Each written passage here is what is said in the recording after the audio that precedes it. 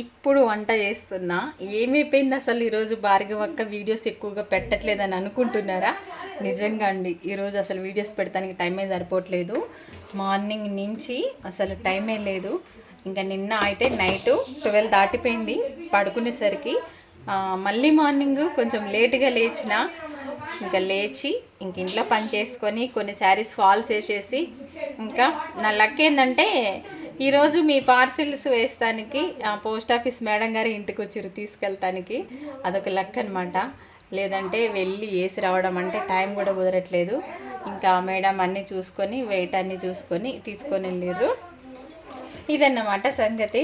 ఇంక ఇప్పుడైతే వంట చేస్తున్నా.